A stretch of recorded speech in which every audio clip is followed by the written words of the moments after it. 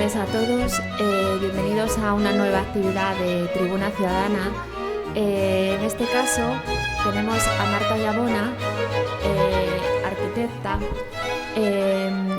que es la primera conferencia del ciclo de Asturias y la inmigración a América. Iniciamos el ciclo ya el sábado pasado con una visita guiada al Archivo de Indianos y una visita a Bodegas El Gaitero, porque también es una historia de indianos, la historia empresarial de un indiano, la de Bodegas El Gaitero. Es un nuevo ciclo que se inició ya en abril con una conferencia del empresario mexicano Tomás Álvarez Aja, como una actividad paralela. Pero en realidad el ciclo de conferencias comienza hoy. Seguirá después del verano, en septiembre y en octubre. Y bueno, yo simplemente, como vicepresidenta de Tribuna Ciudadana, lo que queríamos era presentar un poco este ciclo, ¿no?, que tiene relación con lo que Asturias ha sido y es que, aparte de historia de mineros y de historia de agricultores, pues también es una historia de migrantes. Durante el siglo XIX, con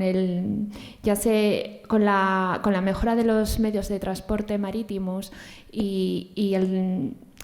se produce la mayor gran emigración a América desde toda Europa, ¿no?, como una forma de buscar nuevas oportunidades. Y en este gran desplazamiento de población, pues Asturias tiene un papel protagonista. De hecho, desde mitad del siglo XIX hasta 1934, pues casi un cuarto de millón de asturianos pues emigraron a América. Bueno, pues comenzamos este ciclo. Habrá actividades de música, de literatura, proyecciones sobre todo de Cuba, proyecciones históricas de Cuba. Habrá mesas redondas sobre la emigración de concejos asturianos a países de migración, porque muchas veces el efecto llamada funcionaba por concejos. Una charla también sobre la emigración hoy, trabajo y oportunidades. Y también contaremos con Enrique Iglesias García, secretario general de Secretaría General de Iberoamericana, ¿no? Bueno, todo esto lo tienen ustedes en el folleto que acabamos de repartir y nada, yo simplemente paso la palabra a Alfonso Toribio, ex presidente de Tribuna Ciudadana, ex decano del Colegio de Arquitectos, que va a presentar convenientemente a nuestra invitada de hoy. Pues muchas gracias, Marta, y muchas gracias, Alfonso. Bueno, espero poder con la charla, porque llevo desde el día de la visita a Colombres con una faringitis que si no puedo con ellos le doy el de otra persona. Bien, primero, biografía. Bueno, voy a ser breve, seguro. Voy a ser breve, seguro, por razones también médicas. Marta Llabona estudió en la Escuela Superior de Arquitectura de Madrid, donde se doctoró en el 2004 con una tesis sobre arquitectura en el concejo de Llanes, tutorizada por Miguel Ángel Valdellou, nada menos. Miembro fundador y de la Junta Directiva de la Asociación Cultural de la Universidad Politécnica de Madrid, donde trabajó en la organización de conferencias y viajes, sobre todo arquitectura moderna dentro y fuera de España. Formó parte del Consejo Editor y trabajó como secretaria de redacción de la revista Arquitectura del Colegio Oficial de Arquitectos de Madrid. Trabaja desde 1998 en el Ayuntamiento de Peñamellera Baja y está en el ejercicio libre de la profesión en el oriente de Asturias con obras de rehabilitación y reformas de edificios tradicionales y de nueva planta. Estoy preocupado porque sé que tengo poca voz. ¿Se me oye? ¿Y se entiende? Porque sé que estoy con la faringitis. Marta Llabona en el oriente de Asturias. Esto es a raíz de lo que hemos aprendido de Miguel Ángel Valdellou y su perspicacia para poner en su sitio este tipo de arquitectura. El trabajo de Marta sobre arquitectura indiana es el resultado de su esfuerzo por concretar sus inquietudes intelectuales en un contexto cultural en el que profesional y sentimentalmente se integra como dilección vital. No se trata solo de un estudio etnográfico arquitectónico, también de la búsqueda de vínculos culturales que relacionan arquitectura y paisaje humanizado. La visión abarca una perspectiva con distintos intereses: urbanístico, arquitectónico, sociológico, económico, histórico. La sensibilidad y la inteligencia, el pensamiento teórico y la necesidad de actuación que caracteriza al buen arquitecto en su amplio sentido conducen a una forma de conocer la realidad distinta de la del científico y la del artista. Aunque participa de ambas, es en el territorio intermedio donde mejor se manifiesta el arquitecto, donde se revelan y comprometen ojo y corazón. La capacidad de ambos, junto a la construcción, se advierte una gran implicación entre los habitantes. Los habitantes pretenden resolver, por medio de lo que les constituye, las motivaciones más poderosas de la arquitectura, la distinción desde ella, porque se interpretan las opciones formales, las proposiciones de modelos prestigiosos en ámbitos ajenos, su implantación fuera de contexto, creando un nuevo, distinto y vinculado al tiempo. La modificación del espacio preexistente supone además una ruptura en el continuo temporal que desde entonces se vuelve más frágil. Entendida así, la arquitectura de Indianos es más que una curiosidad formal, es la materialización de nuestra memoria, que solo nos pertenece si la conocemos y la cultivamos con nuestra historia inseparable de la vida en curso. Aquí termina lo que yo quería decir, pero no me resisto a este párrafo que he descubierto en el libro de nuestra amiga, nuestra amiga Maya Bona, y que esto dice Luciano de Samosta, Elogio de la Patria 5.2. Los romanos estaban allá, aquí, y decían: y quienes en su tiempo de estancia en el exterior llegaron a ser ilustres por la adquisición de historias, del honor de un cargo, el testimonio público de su cultura o el elogio de su valentía, es de notar que todos se apresuraron a regresar a su patria como si no pudieran exhibir sus propios éxitos en otro lugar. Muchas gracias.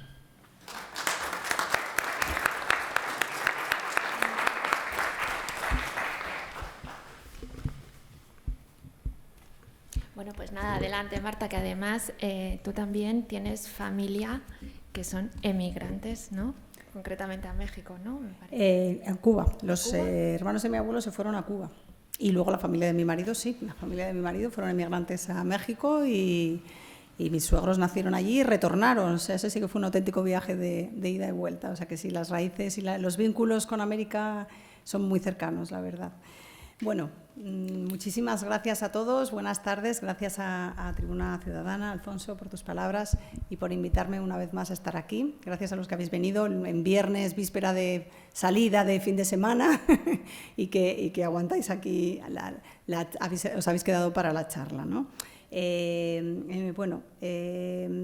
Quería ver si podemos apagar las luces, porque yo creo que lo más bonito van a ser las imágenes que hablan más que 1000 palabras. No sé si es posible. Tenemos casi un lleno, ¿eh? Vale. A mí no me podéis dar un pelín más de luz, ¿no? Porque si no, no sé si voy a ver. Bueno, yo voy empezando. Si me podéis dar un poquito de luz, fenomenal. Las diapositivas se ven bien, ¿no? Vale, pues vale. ¿Así se ven bien? Igual es un poco demasiado.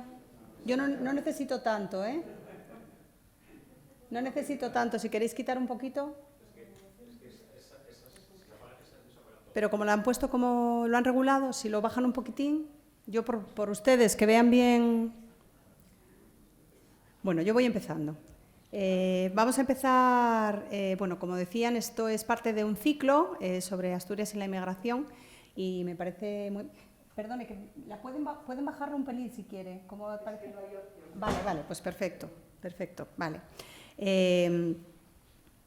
Es un ciclo sobre Asturias y la inmigración y yo creo que han hecho muy bien en dedicarle un apartado a la obra que realizaron los emigrantes, ¿no? Aquí en Asturias, que además es tan importante como vamos a ir viendo. Vamos a empezar definiendo en qué consiste este fenómeno de la arquitectura de indianos, ¿no?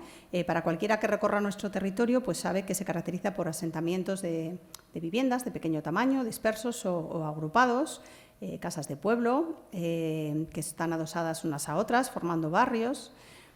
Y junto a ellas sobresalen y conviven unos edificios que bueno, sorprenden se diferencian de los demás por su tamaño, por su color, por sus características formales, por su emplazamiento, ¿no? En definitiva, por su arquitectura. ¿Y qué son estos edificios? Pues estos edificios, en su mayor parte, en la mayor parte de los casos, no siempre, son lo que podríamos llamar arquitectura de indianos, ¿no? Hechas, construidas, financiadas por emigrantes que se marcharon a trabajar a los países americanos y volvieron enriquecidos y promovieron distintas iniciativas edificatorias en sus localidades de origen. Como bien ha leído Alfonso, esta cita de Luciano del siglo II pues es impresionante porque demuestra que este fenómeno no es una cosa reciente, sino que viene ocurriendo desde antiguo, porque esta cita es del siglo II, ¿no? Entonces, bueno, es un fenómeno el de querer representar los logros conseguidos mediante una obra, es algo que parece que va sumado a la esencia del ser humano. Y esto ocurre en muchos lugares de España, en toda la cornisa cantábrica, en Navarra, en La Rioja, en el norte de León, en Burgos y también en Cataluña. Hay mucha arquitectura de indianos, en Andalucía, si bien es más bien en la época colonial donde se produce esta arquitectura y dio lugar a ciudades indianas, arquitectura indiana muy importante como Trujillo, en Sevilla o en Cádiz. Y en la cornisa cantábrica comienza en el siglo XVI en Cantabria y el País Vasco, y en Asturias y en Galicia es un fenómeno que es más bien posterior, del siglo XIX y principios del XX. En la época colonial, los que volvían enriquecidos eran los cargos de la administración de los nuevos territorios, ¿no? Virreyes, gobernadores y militares del siglo XVII. Y es impresionante pues, la cantidad de palacios que tenemos en la región, ¿no? Como en Liérganes, de gobernadores, ¿no? En Renedo, esta casa... ¿Perdón? En Somao también, muy bien. Casas de virreyes, como este de Ramales, en Cantabria. Y luego también hay casas también de comerciantes, ¿no? Como estas en Santillana del Mar, que es un sitio en el que tenemos un montón de casonas vinculadas a familias que se enriquecieron en América en la época colonial. Pero nosotros lo que vamos a hablar en estas jornadas, lo que pretendemos es hablar de Asturias y la inmigración a América, y vamos a centrarnos en la arquitectura de indianos en Asturias. Si bien es verdad que como estas viviendas, estos edificios inundan todo el norte de España, dejando un testimonio de un tipo de vida muy particular, yo voy a intentar intercalar algunas imágenes de arquitecturas de otras provincias, de Cantabria, de Galicia y del País Vasco, porque me parece interesante ver y relacionar cómo este fenómeno pues, es común y tiene unas características muy parecidas. En cuanto al número, pues es bastante difícil, la verdad, evaluar de cuánto estamos hablando. Hay trabajos en algunas provincias mejores que en otros. En Asturias tenemos un trabajo de Covadonga Álvarez Quintana del año 91 que inventarió muchísimas viviendas y luego pues, hay otras provincias en las que también hay trabajos. Podríamos hablar a lo mejor en Asturias en torno a 3.000. Si bien es difícil, porque claro, esto no son solamente obra nueva, sino que también hay que contar con que en muchos casos el dinero se utilizó para reformar viviendas existentes. En Galicia la Xunta pues, ha hecho también trabajos en algunas provincias, tiene bueno, pues, inventariadas, y en el País Vasco pues, también el País Vasco está interesándose por ello y bueno, pues saldrán otros trabajos. En Cantabria hay un trabajo muy interesante de Miguel Ángel Aramburu y Consuelo Soldevilla, muy extenso, que también les recomiendo. Y voy a dar una pequeña pincelada sobre el fenómeno de la emigración, ¿no? Como decía Virginia, pues en Asturias salieron en torno a unos 350.000 emigrantes entre 1830 y 1930, lo que significa que prácticamente casi todas las familias asturianas tenemos algún pariente, algún abuelo, algún tío abuelo, algún bisabuelo que fue a América o que partió, con lo cual... Bueno, pues es algo muy cercano para todos nosotros. ¿Y cuáles eran los motivos? Bueno, pues en principio era la búsqueda de trabajo, el eludir el servicio militar, que eran 2 años de servicio militar, entonces el que tenía dinero podía pagarlo para no ir, pero bueno, pues era una manera también de huir de ello. La propaganda de los agentes armadores también, que iban un poco por los pueblos hablando de ello, y la costumbre, ¿no? La decisión familiar de que uno de los hijos pues tenía que marchar a América a ver si hacía fortuna. El perfil del emigrante pues es fundamentalmente masculino, es una emigración masculina, son pocas las mujeres que se marchan, de jóvenes entre los 12 y los 16 años. Parece mentira hoy en día que un niño de 12 años pudiera marchar a América, pero esto era así.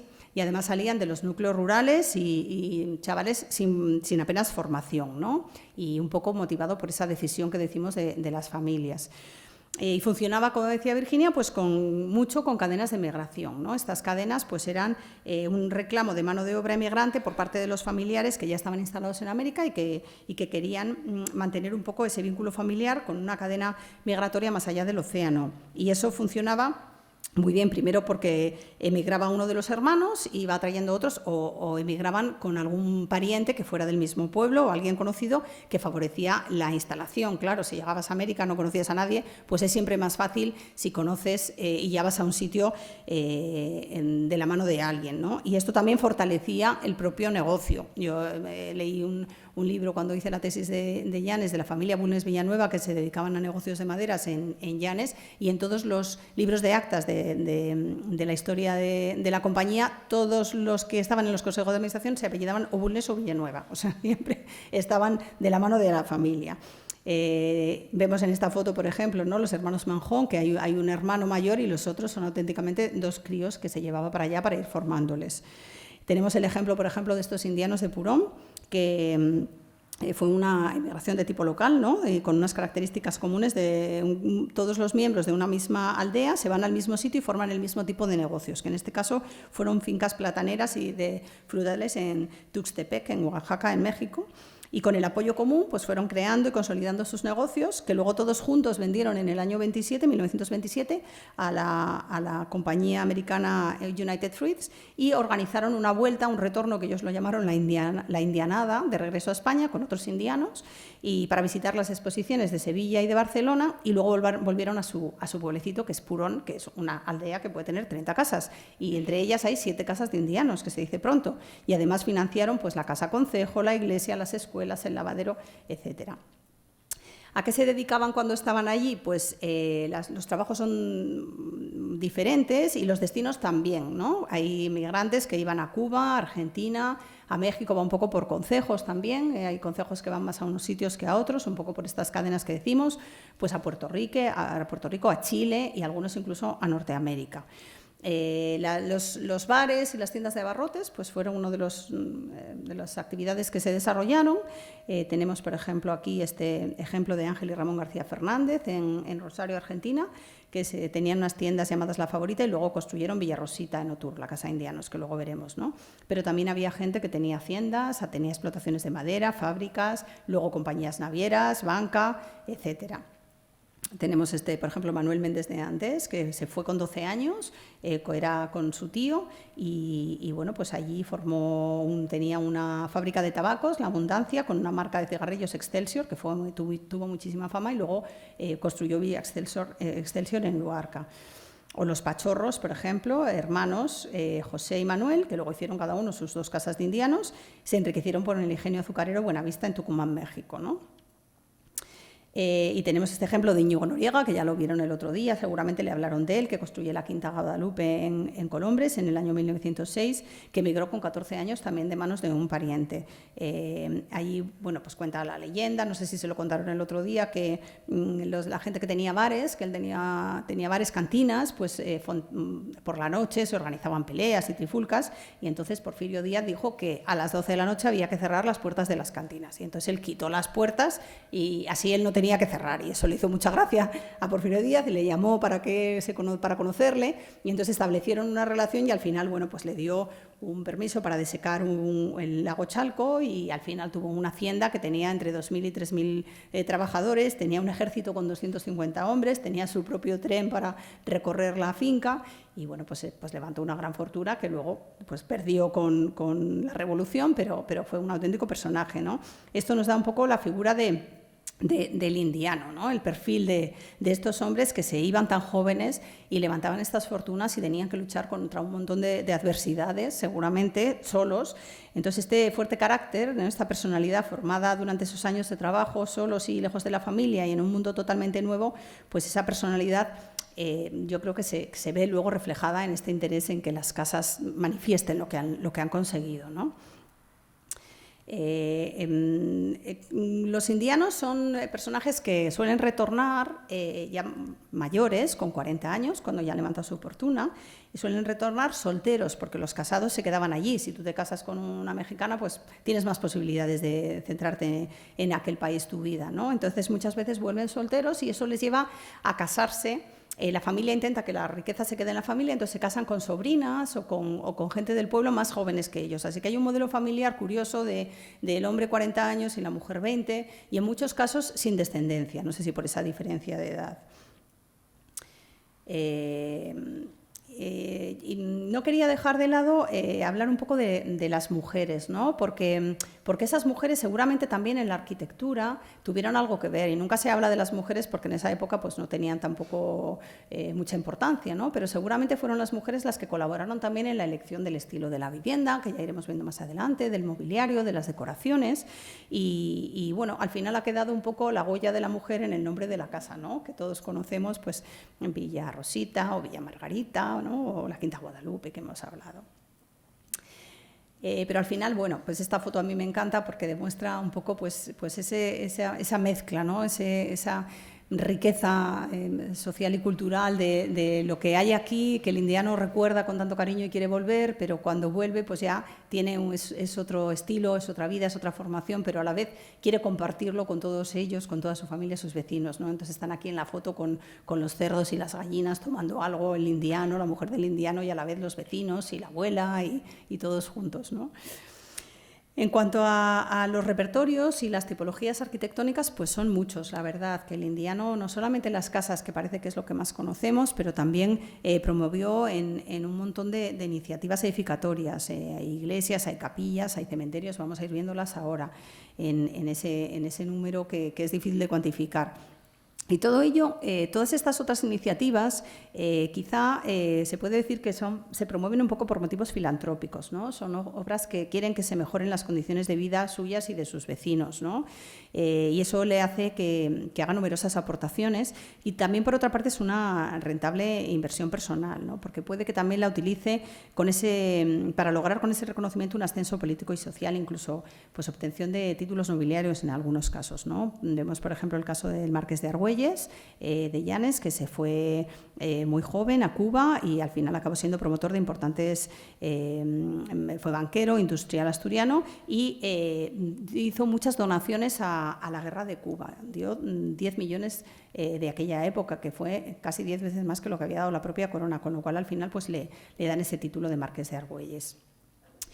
Luego cuando ya bueno, pues tiene un reconocimiento, ¿no? Y ya tiene un estatus, casa a su hija con una familia noble, Federico Bernardo de Quirós, que es una familia noble de Llanes, y esta es la casa que todos conocemos de la Marquesa de Argüelles en Llanes, que se la hace como regalo de bodas, ¿no? Y vemos bueno, pues que la importancia de esta familia, la importancia que cobra, que el rey vino varias veces a la casa de la Marquesa.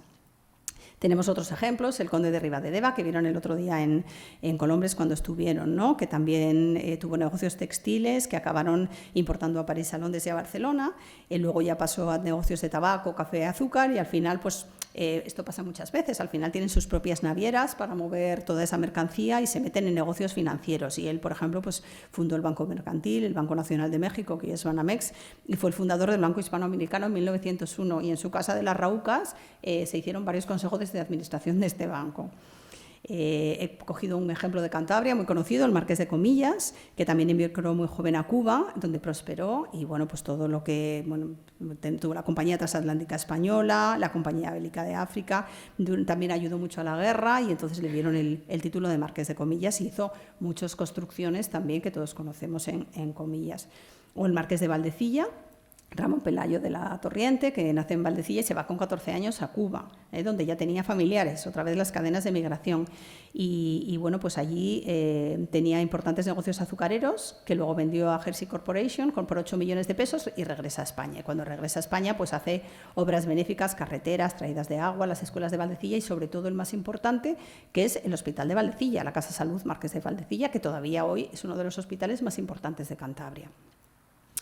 Por ejemplo, en Vizcaya he elegido también este otro del Palacio del Conde de Aresti, que Enrique de Aresti y Torre pues también se fue a México con 14 años y también bueno, pues fundó la Sociedad Papelera Española, fue presidente de Espasa-Calpe, fue fundador de la Compañía de Ferrocarriles del Cantábrico Santander Bilbao y fue hasta gobernador civil de Vizcaya y le dan el título de Conde de Aresti.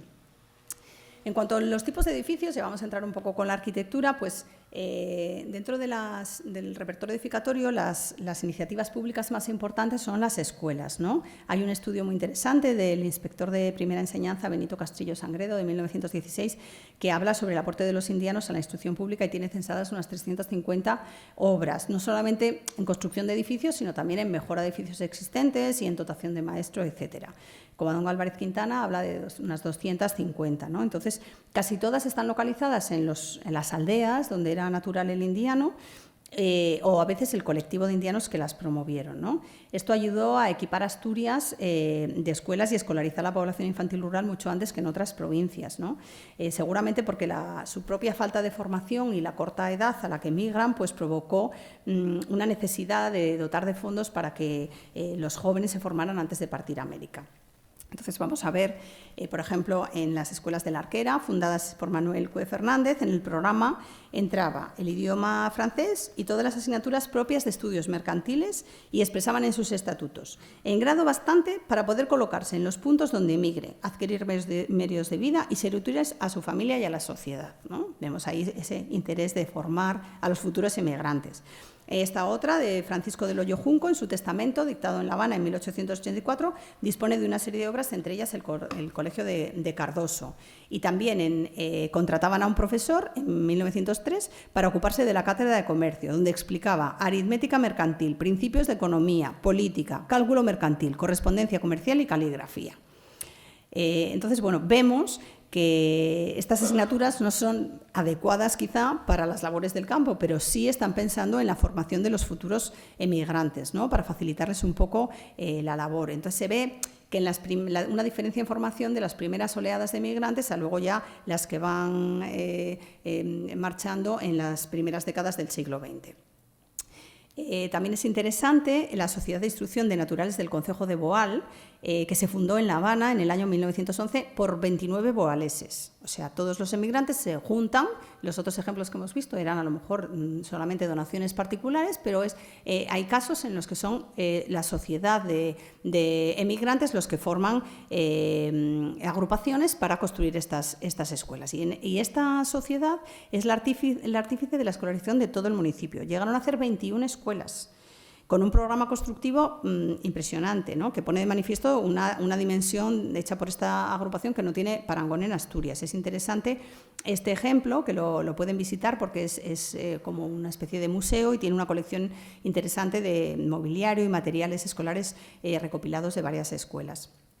Tenían un modelo que se repetía, bastante austero, que podía ser fácilmente repetible, ¿no?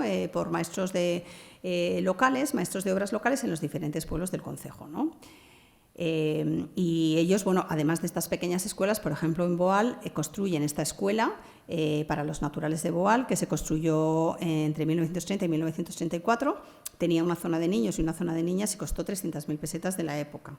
Y luego, pues estos boaleses, para que vean un poco la magnitud de lo que estábamos manejando, pues solamente en Boal hay 14 viviendas financiadas con capital indiano. Además de estas escuelas, pues hay lavaderos, hay el edificio Elenias que hizo las veces de casino y salón de bailes y movían pues un gran capital, la verdad.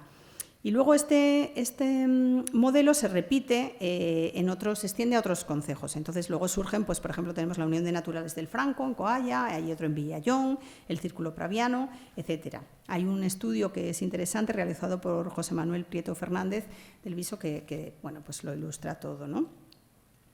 Y he traído pues algunos ejemplos para que vean que esto también pues se repite en otros sitios, ¿no? Como estas escuelas en Laredo, que Federico Velasco Maragaño se fue a Uruguay con 12 años, donde pues a la vuelta construyó estas escuelas, o estas otras en Revilla Camargo, fundadas por Agapito de la Cajiga y Aparicio, que luego fue conde de Revilla de Camargo, que también se marchó a La Habana con sus 3 hermanos y tenía negocios de madera y de materiales de construcción, ¿no? Construyó luego allí su casa, la iglesia parroquial y estas escuelas.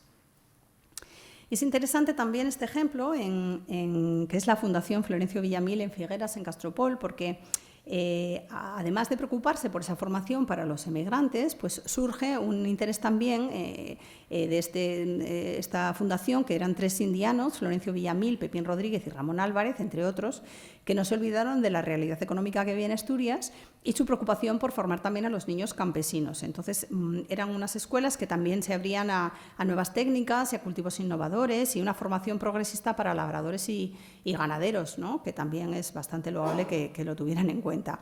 Y esta es la primera que se conoce, pero luego este espíritu se repitió en otras que al final pues dieron lugar a estas escuelas de artes y oficios. Luego, entre las otras iniciativas con capital indiano, pues podemos hablar de obras públicas que incorporaron bastantes infraestructuras a las aldeas, ¿no? Con importantes donaciones pues, para la traída de aguas, para electrificación de pueblos, para mejoras en carreteras, para lavaderos, fuentes, etcétera.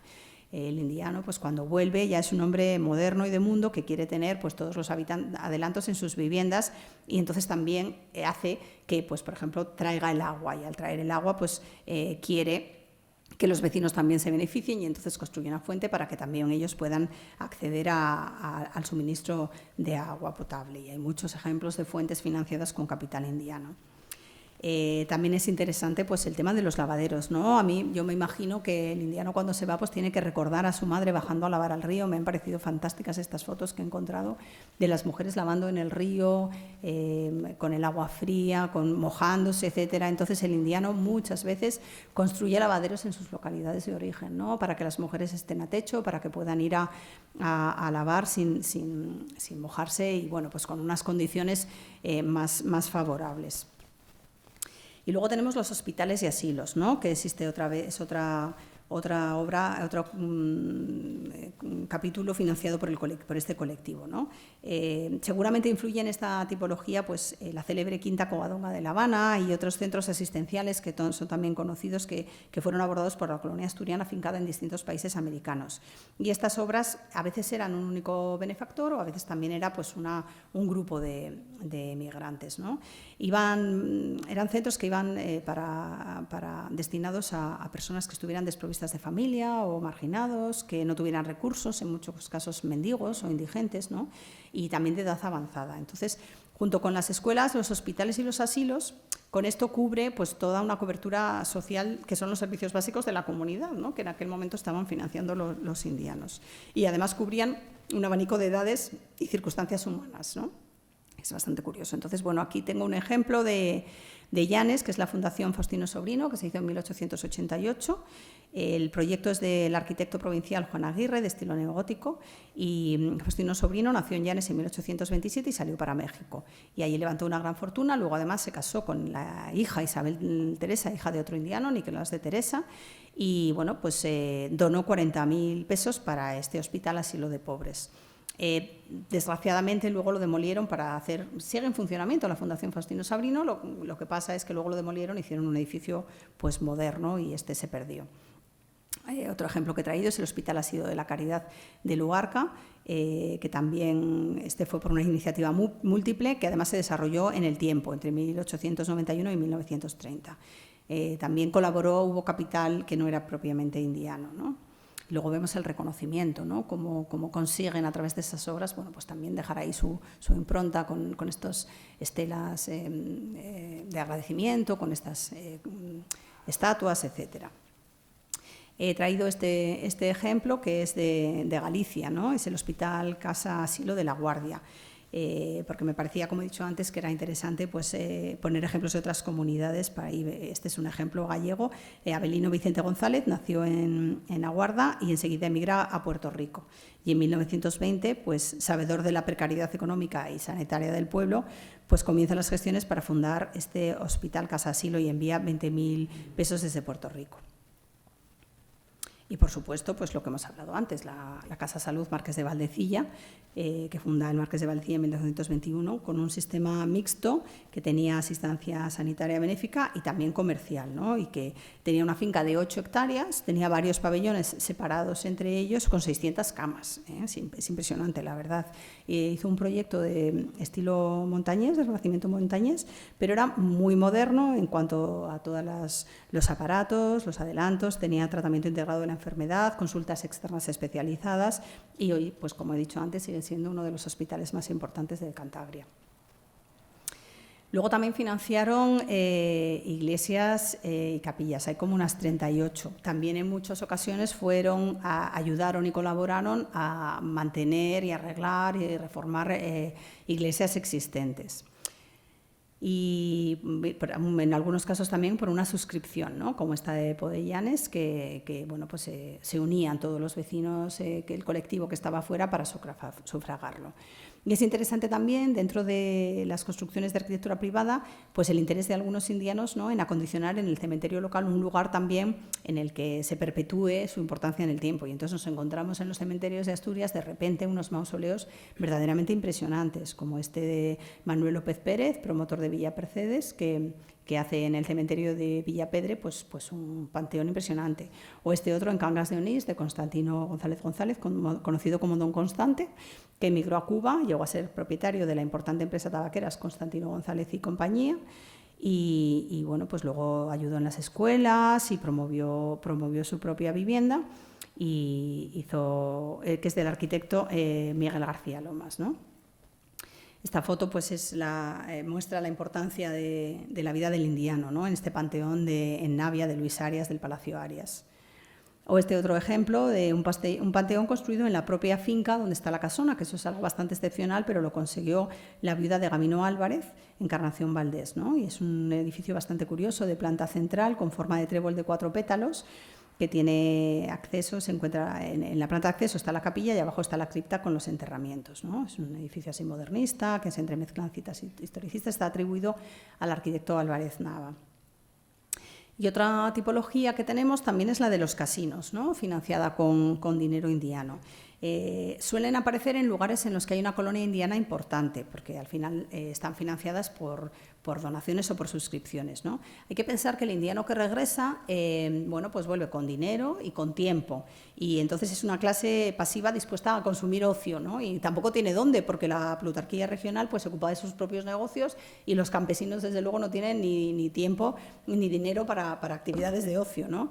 Entonces, bueno, pues el funcionamiento habitual era crear estos edificios donde era un centro en el que se reunían y había tertulias y lectura, que eran las actividades más habituales. También podían tener un bar, tenían una parte de casino para juegos de naipes, de dominó, de billar, y luego tenían los más grandes, pues tenían un salón de bailes, ¿no?, donde también se hacían obras de teatro y se realizaba la actividad típica del baile anual, que era el único momento en que las mujeres entraban en el casino. Bueno, he traído algunos ejemplos, como el de Navia o el de Luarca. Es un proyecto de Manuel del Busto, que ya existía un pequeño casino, y entonces hay una sociedad recreativa que decide pues adaptarlo y modernizarlo, ¿no? Y bueno, pues la sociedad participaron pues todos los indianos de la zona de Luarca, que tenían los que hemos hablado antes, Méndez Andés, los Pachorros, etcétera, en este edificio que tenía, constaba de agua corriente, tenía sanitarios de lujo, tenía calefacción central que caldeaba todas las estancias, con radiadores de fundición, tenía un mobiliario original que habían cedido con maderas nobles. Bueno, pues unos edificios impresionantes para aquella época, ¿no? Tenemos, por ejemplo, este de Puerto de Vega, que fundó la Sociedad de Amigos que lleva su nombre en el año 1905, y luego se reformó con un proyecto de Manuel del Busto en 1931. O el de Llanes, que se construye también en donde había un mercado de abastos, y la Sociedad Casino de Llanes, promovida por muchos indianos, pues hace este edificio de Juan Álvarez Mendoza en 1910, de inspiración modernista, ¿no?, con bastante recargado, con mascarones femeninos, ¿no?, y con la fachada, los balcones, un edificio que llama mucho la atención. O este de Castropol, que también en el año 1906 quieren levantar un piso más y modernizar la fachada, y se lo encargan al arquitecto municipal de Oviedo, Juan Miguel de la Guardia, ¿no? que había trabajado en esa zona. Se hacen pues unas suscripciones de 125 pesetas que van adquiriéndolo por los vecinos y por los emigrantes a América y bueno, pues para financiarlo. Y el bajo estaba destinado al salón de bailes y teatro y en la sala alta pues había eso, la sala de billar y otras dependencias. Y hubo hasta un cine dentro. Hoy en día es la Casa de la Cultura del Ayuntamiento de Castropol. Claro, esos edificios ya, ese uso pues está totalmente pasado de moda, o sea, no quedan estas sociedades que puedan utilizarlo de forma privada. Hay algunos ejemplos que son operaciones con ánimo de lucro, ¿no? Que se hacían un poco para financiar y para sacar un aprovechamiento, como tenemos el Salón Moderno en Llanes o el Salón Teatro Clarín en Soto del Barco. Pero el hecho edificatorio quizá más importante y que todos conocemos, vinculado con estos emigrantes, es la construcción de la casa familiar, ¿no? O la reconstrucción de la casa existente. Y es un poco la historia del indiano que relata esa huella de ese ascenso social y económico que ha tenido en su vida. El difícil logro de este ascenso se concreta en lo que podemos llamar la casa del indiano, ¿no? Es un símbolo tangible frente al medio que le rodea. La casona históricamente ha sido uno de los medios de expresión del linaje y del poder de la nobleza rural, ¿no? Es el representante también de la tradición y del linaje familiar a lo largo de generaciones. Es donde los moradores se reúnen y conviven y donde se producen las primeras experiencias vitales, ¿no? En el seno familiar. Entonces significa también la protección del individuo frente al medio hostil. Por lo tanto, toda esa riqueza de matices se han ido materializando a lo largo de la historia en la arquitectura y es importante porque el indiano también quiere representar todos esos conflictos que tiene dentro y todos esos logros que ha logrado en algo que le perpetúe en el tiempo. Yo creo que los emigrantes eran seres sometidos como he dicho, a conflictos, ¿no? Porque al final se van y no son ni de aquí ni de allí, regresan, ya no están relacionados. O sea, me parece que no tiene que ser fácil la relación del indiano ni con el país al que migra ni con el país de regreso, ¿no? Y es curioso como, bueno, pues muchos de ellos lo resuelven un poco con una de las motivaciones más poderosas que tiene la arquitectura, que es la distinción, ¿no? Y de esa manera el indiano yo creo que concluye como su ciclo, ¿no? Con la construcción de esta casa que le represente y que le reafirme. Vamos a hablar un poco del significado de la casa, ¿no? Como he dicho, pues la casa se erige como la expresión física y representante construida de quien la habita, ¿no? Y es un testigo también de esa herencia técnica, social y cultural. Y hay factores económicos y sociales que separan unos modelos y unas casas de otras. Y esto en Asturias pues se ve bastante claro, ¿no? Y tenemos pues desde las cabañas de pastores situadas en los puertos que se reducen casi a un refugio mínimo en el que protegerse del medio. Las casas de los campesinos, que solían ser construcciones meramente utilitarias, sin pretensiones y sin adornos importantes, que convive la casa y la cuadra formando una unidad. Tenemos casas-torres medievales que reflejan un poco las necesidades defensivas. Tenemos casonas y palacios rurales de campesinos acomodados o de señores de apellido blasonado, ¿no? Que manifiestan solidez y seguridad, y que mediante su tamaño y la pesadez de sus volúmenes pues expresan el linaje, ¿no? Mediante escudos y armas situados en lugares visibles.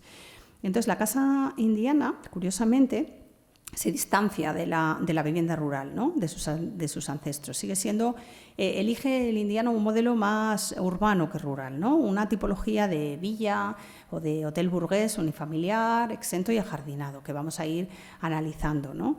Y no recoge los valores domésticos de la casa rural, sino que busca más bien diferenciarse de ella. Entonces, si la forma de crecimiento más frecuente en las aldeas es el adosamiento, pues la casa indiana se aísla manteniendo un volumen exento y notorio sobre el paisaje. Si las morfologías de edificaciones existentes en el medio rural se repiten, ¿no? Y es un crecimiento un poco pues, por adosamiento, por economía también al construir, pues la casa indiana se manifiesta en todo un abanico de estilos pertenecientes al siglo XIX y principios del XX, ¿no?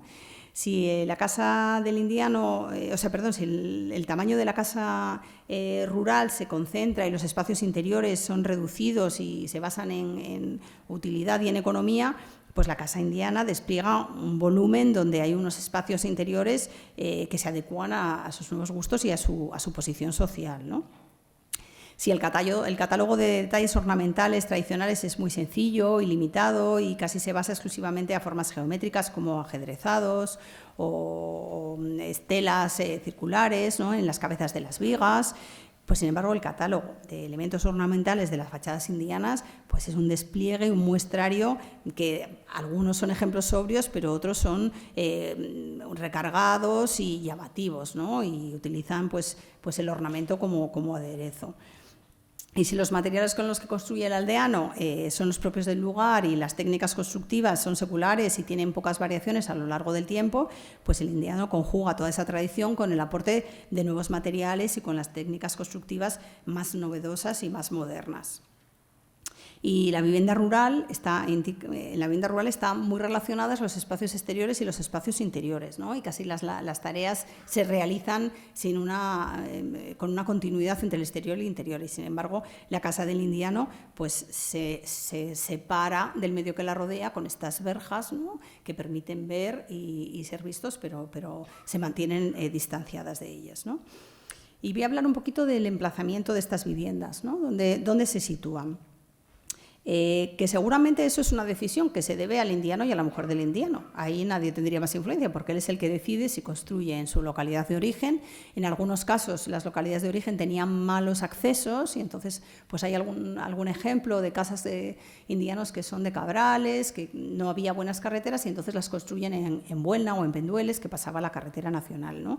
Porque es muy importante la ubicación cerca de una vía de comunicación, ya sea carretera o ferrocarril. Tanto la Gijón-Vegadeo como Oviedo-Santander, ¿no? Hay se crean unas zonas de asentamiento junto a las estaciones de ferrocarril porque están bien comunicadas, le permite veranear cuando mantiene a veces los negocios ultramar y viene solamente a pasar las vacaciones. También es fácil para la llegada de materiales, para llegar con su coche, es también un referente al llegar al núcleo.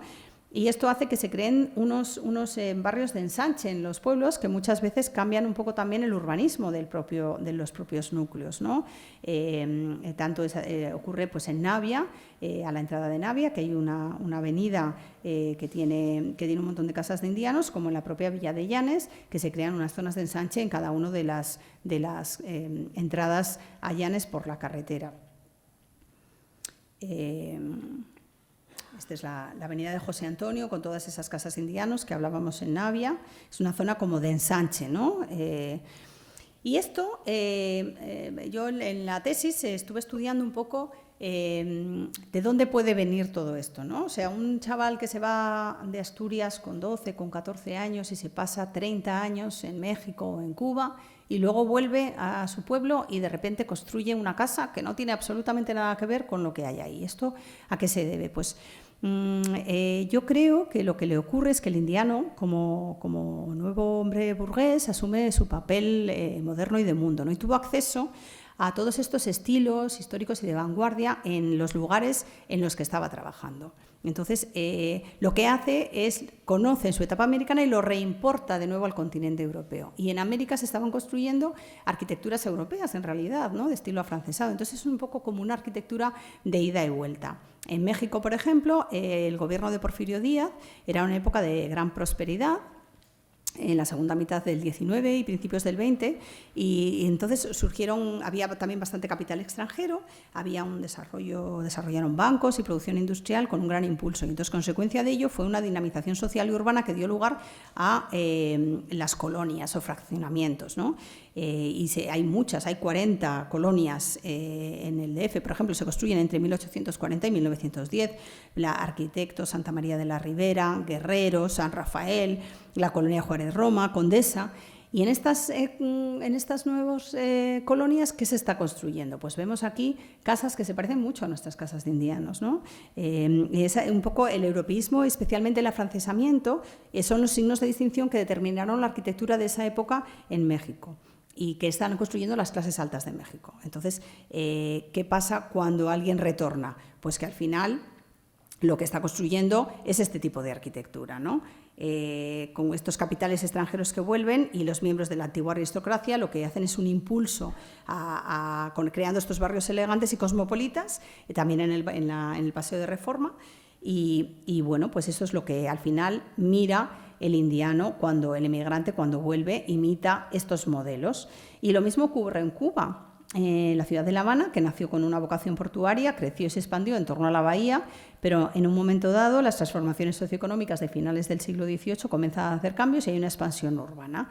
Y hay transformaciones socioeconómicas que requieren mano de obra, provoca la entrada de migrantes y las zonas interiores de la bahía son ocupadas por viviendas de trabajadores y la zona tras la independencia, que se convierte La Habana en 1898 en un centro financiero de primer orden, propicia que vengan grandes capitales extranjeros, ¿no? Y compañías anónimas. Entonces, hay grandes cambios en la ciudad, se convierte en una capital cosmopolita, equiparable a las modernas capitales europeas y norteamericanas. Y entonces aparecen en Cuba lo que son los repartos. El gobierno trae a un urbanista francés, Jean-Claude Nicolas Forestier, que había trabajado en París y en Sevilla, en Lisboa, en Buenos Aires, y entonces intenta dotar a la ciudad de un trazado propio que sirviera un poco de escenario para estos edificios monumentales que se están levantando. Y hace estos, un poco como los bulevares del París de Haussmann, ¿no? Y hace estos repartos para que también ocupen las nuevas viviendas. Y eran unas zonas ya planificadas y urbanizadas con todos los servicios, con infraestructuras, con calles, con avenidas que todavía están ahí, ¿no? Y surgen pues el Centro Habana, el Cerro, el Vedado, Mirabar o la Víbora. Y, por supuesto, bueno, pues tenemos también, junto a las viviendas, la nueva burguesía crea centros regionales españoles muy importantes, como tenemos el Casino Español, levantado en 1869, el Centro Gallego o el Centro Asturiano de Manuel del Busto, levantado entre 1923 y 1927. Todos estos edificios sociales vienen también a confirmar y subrayar esta tendencia expansiva y fuertemente volcada hacia la exteriorización de las funciones sociales que estaba ocurriendo, ¿no? Y las sociedades españolas pues, son un exponente destacado de este nuevo pulso que adquiere la ciudad y que se ve reflejado en estos edificios. Y se construyen un montón de viviendas y el lenguaje ecléctico es un poco, que era el imperante, el que estaba más de moda en los estilos europeos de la época, pues es el que se refleja en las casas burguesas que se están levantando por la oligarquía comercial de la época, con grandes jardines, cerradas con vallas, con mucho efectivismo, ¿no? Cargados de mucha intencionalidad expresiva. Lo mismo en los interiores que en los exteriores, donde el lujo y todos los adelantos pues llenan de confort las viviendas. Y vemos que muchas de ellas pues parece que nos reflejan y nos recuerdan a las viviendas que podemos tener, por ejemplo, pues en Asturias, ¿no? Como este ejemplo en Posada de Llanes, que tenemos la foto antigua, que era una vivienda que puede parecer de estilo colonial, que luego le tuvieron que poner cubiertas porque aquí llueve mucho y entonces se dieron cuenta que no funcionaba y al final tuvo que cambiar, pero es interesante porque desde luego el estilo es claramente cogido de las arquitecturas de Cuba, ¿no? Y no sé si les estoy aburriendo, estoy hablando mucho, ¿no? ¿Estamos bien? Vamos a entrar un poco a analizar lo que son estos edificios, ¿no? Y lo voy a analizar desde el punto de vista de las tipologías y del estilo. Y les voy a explicar un poquito lo que serían las cuestiones de carácter tipológico.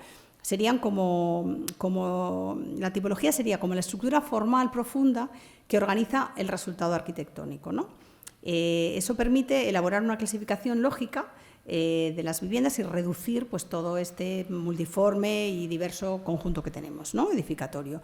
Entonces sería como esa estructura formal interna que subyace bajo diferentes aspectos exteriores, que eso sería lo que llamaríamos los estilos, ¿no? Que es como una estructura latente que está oculta bajo unas formas aparentes. Entonces, esos serían los tipos y luego los modelos serían cada ejemplo concreto. Entonces, en las cuestiones tipológicas, estas arquitecturas, podemos decir que el primer tipo sería el de la casa compacta, que es el modelo tradicional, por así decir. Es el tipo predominante en la arquitectura indiana. Y como el 70 al 75% de las casas indianas se corresponde con este tipo de casa compacta. Es un volumen claro y sencillo, que tiene forma prismática, que sus plantas oscilan entre el cuadrado y el rectángulo, más o menos acusado. El tamaño es muy diferente, puede estar entre los 90 metros cuadrados por planta a los 350 metros cuadrados por planta. y normalmente tienen como la misma dimensión en altura que en la planta, ¿no? Entonces es un volumen bastante cuadrado, con cubiertas a 4 aguas. Y luego la zona más adornada está en la fachada principal, donde se concentra casi toda la expresividad formal, y las fachadas traseras son más sencillas, ¿no? Más desornamentadas. Existen 4 tipos de casa compacta, que podríamos llamar. Sería la casa compacta más pequeña, que tiene un pasillo central y la escalera lateral. Luego tenemos otra que sería la escalera con el pasillo y la escalera al fondo. Luego, cuando crecen un poco más en tamaño, ya se crea la escalera al fondo y un zaguán, un espacio recibidor de entrada. Y las más grandes, que serían las que tienen ya una escalera central y un espacio de ambulatorio alrededor, ¿no? Vemos algunos ejemplos con planos originales de estos tipos de viviendas y vamos viendo pues como tenemos pues esta, por ejemplo, que sería la que tiene el zaguán de entrada, o la de la Marquesa de Argüelles, que sería con la escalera central y ese espacio de ambulatorio alrededor. Son de las que estamos hablando ya, una planta de 13 por 13 que tiene pues 350 metros cuadrados. Y este tipo va evolucionando, y a partir de esa casona que hemos descrito, que tiene una gran sencillez y claridad, que eso también propició su permanencia y su popularización, porque también era un modelo, un tipo que era fácilmente repetible por los maestros de obras locales, que eran los que estaban trabajando en Asturias en ese momento. Pues van evolucionando y le van añadiendo elementos. Mira, he traído unos ejemplos también de Lugo para que vean que el tipo de casa compacta se repite en toda la cornisa, ¿no? Los modelos más antiguos pues son anteriores a 1880, son a lo mejor los que son más sobrios y más desnudos y mantienen un poco esa pureza del volumen compacto, ¿no? Como estos, ¿no? Por ejemplo, y luego pues le van añadiendo elementos, los constructores locales, incluso tenemos cosas que van variando un poco el tipo, ¿no? Para que va articulando un poco más la planta. Y tenemos incluso también el tema de la repetición de los modelos. Hay varios casos de casas que al final repiten, copian un poco los modelos, ¿no? Los maestros de obras al final tenían unos libros de modelos, nunca mejor dicho, donde sacaban ideas, pero también se copian unos a otros, ¿no? Y hay ejemplos, por ejemplo, de Pendueles, hay otra casa en Quijas, en Cantabria, exactamente igual. Y luego este tipo va evolucionando y podríamos llamar que va pasando por unas casas de transición, ¿no? Que son modelos más modernos en las primeras ya décadas del siglo XX, donde la casa compacta sufre tal cantidad de adosamientos y de elementos superpuestos al volumen principal que se pierde un poco esa pureza de estilo de casa compacta, ¿no? Está la casa de Colombres, vemos en la planta, quiere parecer una casa compacta, pero ya hay elementos que van surgiendo en las esquinas, se va rompiendo con una torre, con un elemento adosado. Y esas serían las que llamaríamos las casas de transición. Y luego, por último, tendríamos lo que sería como la casa libre, ¿no? Es el modelo moderno. Estos ejemplos ya tienen una planta asimétrica, donde la estructura formal ya es más fluida, más abierta y no está condicionada por esas crujías centrales que hablábamos, que eran fácilmente repetibles por los maestros de obras. Por lo tanto, muchas veces la casa libre está vinculada a obras ya de arquitectos. En contra de lo que ocurre en la casa compacta, donde la rigidez de las fachadas condiciona el interior, pues las características de la casa libre ya es una casa más moderna, donde los espacios interiores son más libres. Vamos a ver algunos ejemplos del protagonismo ya de estos espacios interiores. Quizá este es uno de las viviendas más interesantes, más bonitas. A mí me encanta, La Javariega, de Manuel del Busto, en Podellanes, para Manuel Arta Sánchez, que fue un indiano a Cuba, que se fue donde se había afincado su padre, que también era indiano de Castrillón, y luego vuelve a Asturias a educar a su hijo, ¿no? Entonces, trabaja para... ese estaba hablando de Manuel del Busto. Trabaja para el colectivo indiano y hace 41 obras para el colectivo indiano repartidas por 12 concejos asturianos. Y este sería un ejemplo de la etapa modernista del arquitecto, ¿no? Tienes un proyecto con una planta en forma de L, con una torre en la esquina, con una escalera circular, o sea, ya es un modelo que no tiene nada que ver con la rigidez de la casa compacta, ¿no? Es un interior muy libre, con un espacio a doble altura, muy fluido, decorado todo con las rejerías y las pinturas florales de este estilo modernista, ¿no? Con los espacios de estética modernista preciosos. O Villa Excelsior, también construida por Manuel del Busto, para Manuel Méndez de Andés, que hablamos antes, que también impresiona por sus dimensiones, por el juego de volúmenes, por las vidrieras, los materiales, ¿no? Es una anarquía, ya esto es una casa libre, ya no tiene nada que ver con la casa compacta, y al interior exactamente igual, ¿no? Unos espacios a doble altura, que te vuelcas, que es una maravilla. Otro grupo de viviendas que podríamos hablar, otra no se puede llamar tipología, que serían las reformas, ¿no? Porque muchas veces el indiano lo que hace es mandar remesas de dinero para arreglar la casa familiar, ¿no? Para su madre, para que la mejore, la adecúe, le ponga agua corriente, haga un baño, pues una galería, etcétera. Entonces es muy difícil cuantificar cuántas obras estamos hablando, porque hay muchísimas viviendas en toda Asturias que han sido reformadas con capital venido de América. A veces era la casa tradicional a la que se le añade, por ejemplo, como esta, una torrecita para hacer una sala de recibir. Y luego también tenemos ejemplos de vivienda colectiva. Entre el colectivo indiano no es muy frecuente, pero muchas veces hacían viviendas colectivas, sobre todo en los núcleos urbanos, en Navia, en Luarca, con fines de negocio y para viviendas de alquiler, ¿no? Y sus características pues, no se diferencian mucho de otros edificios urbanos que se estuvieran construyendo en esta época. Hemos traído pues, este de Ribadeo, por ejemplo, para ver uno en Galicia, y luego en Santander, ¿no? Muchísimos de los edificios del Frente Marítimo de Santander, del Paseo Pereda y de la calle Castelar son financiados con capital indiano, y muchas de las viviendas del Sardinero también. Y ya que hemos hablado después de las tipologías, vamos a hablar un poco de los estilos, ¿no? Para diferenciar, que sería pues esto con lo que se reboza o se adereza ese tipo esa tipología que hemos visto de casa compacta, ¿no? Y yo creo que es ahí un poco donde el indiano y la mujer del indiano que hablábamos antes, pues seguramente eligió, o bien a través de libros de modelos, o a través de las ideas de algún arquitecto, o a través de otras viviendas que viera, o las que viera a lo mejor en sus países de origen, y elige el estilo que quiere que le represente como hombre moderno y de mundo, ¿no? Entonces, con esta arquitectura de ida y vuelta que llamábamos antes. Y bueno, con esta libertad compositiva, al final utilizan estos recursos estilísticos de una forma arbitraria y muchas veces yuxtapuesta, ¿no? Y el tema de los estilos, pues parece que acepta un sistema compositivo de raíz tradicional, clasicista, que es el fundamento, y luego el ornamento es como el vehículo adjetivador, ¿no? Como el instrumento que imprime ese carácter de distinción que quiere el indiano, ¿no? Tendríamos entre los estilos, pues el más abundante sería esta arquitectura tradicional clasicista, que es el que está extendido por todo el territorio asturiano y también por otras comunidades, que es el de más antigua implantación, y que ya empieza desde mediados del siglo XIX, ¿no? Está muy vinculado a la alta tipología de casa compacta que veíamos antes, este bloque cúbico, exento, ¿no? Que es austero y desarnamentado, y que las composiciones de las fachadas pues, son rítmicas, con mucha simetría, con las fachadas con pocos adornos, a lo mejor simplemente en los recercados de huecos, en las esquinas, en las líneas de imposta. Vemos estos ejemplos también de Lugo o de Vizcaya, que se parecen bastante a las que podemos encontrar en toda nuestra comunidad.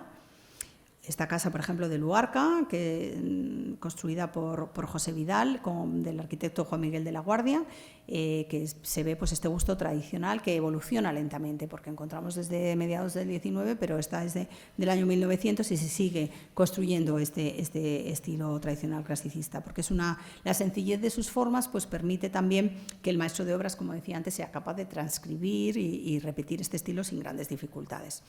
Luego tenemos algunos ejemplos, no muchos, de arquitectura neoclásica, ¿no? Hay pocos que puedan considerarse ortodoxamente, pero bueno, hay algunos ejemplos, como esta, que es la casa de la Marquesa de Argüelles, que hablábamos antes en Llanes, o esta otra en Villapedre. El pintoresquismo estilo inglés, que son modelos inspirados en el chalet suizo o en el cottage inglés, que expresan esas virtudes domésticas de la vida rural y el amor por la casa, pues penetran en Asturias de mano de los arquitectos cántabros y llegan hasta el occidente de Asturias, ¿no? Este ejemplo de la guía del arquitecto Casimiro Pérez de la Riva, que desgraciadamente se demolió, o esta otra en Balmori, Villanita de Boal, que está sacada de un libro de modelos, o estas otras en Luarca, en Cadavedo, ¿no? Que son casos, en algunos casos se limitan es un diseño completo, en otros casos se limitan a detalles ornamentales, remates en las cubiertas, un poco inspirado en los chalés suizos, ¿no? Los hastiales, las guardamalletas recortadas, ¿no? Las galerías. Este ejemplo de Villarrosita en Otur, ¿no? Proyectada por el arquitecto Julio Galán Carvajal para el americano Ángel García, que construyó otra en Luarca también para su hermano Villarrosario. Entonces, bueno, pues aquí ya hay una articulación más expresiva en las cubiertas, con dotación de buhardillas de diferentes tipos ajenos totalmente al esquema tradicional asturiano de la buhardilla, ¿no? Con pináculos, con los aleros, los recercados de los huecos. Y tenemos otros ejemplos, pues también, como he dicho, en Cantabria o en Vizcaya, ¿no? de este tipo. El historicismo es un lenguaje que no tiene demasiada acogida y se suele limitar a las iglesias y capillas, que es el estilo que más fuerza y literalidad tuvo. Y hay algunos ejemplos en arquitectura doméstica, ¿no? Como está en Cantabria, o estos de Llanes, ¿no? Donde pues hay elementos en la vivienda de carácter histórico, ¿no? Adjetivan la vivienda con ello.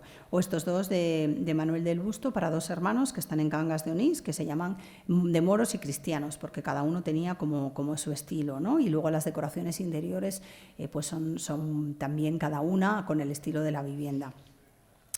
Y el eclecticismo, que quizá es otro de los que está más extendido, porque después de la vivienda tradicional es el más extendido por los emigrantes, quizá porque las características formales y visuales de este estilo proporcionan una apariencia moderna y diferente que busca el indiano, ¿no? Y además la libertad de mezclar y combinar sin perjuicios pues elementos y soluciones extraposadas del pasado, y además parece que puede que los haya visto en sus países, como hemos dicho, en sus países en el periodo de migración, ¿no?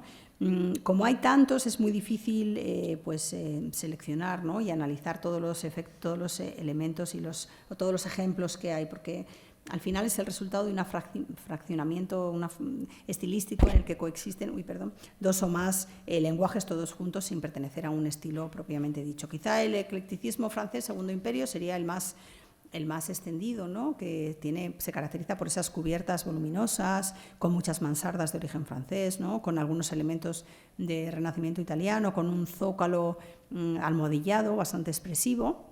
Y luego en la primera planta, en las plantas superiores, pues con paños marcados entre pilastras y pues con molduras en todos los huecos y frontones y una cornisa gigante en la parte alta, ¿no? Quizá este ejemplo Villatarsila es un ejemplo puro y muy limpio, ¿no? En el que se configuran un poco una mezcla de recursos del Renacimiento italiano pues reinterpretados, ¿no? Y pues tiene ese zócalo de cantería que hablábamos, esos sistemas verticales de subdivisión con pilastras gigantes y huecos, todos muy decorados y enmarcados, y esa coqueta escalera de 2 tramos de forma circular para acceder a ella.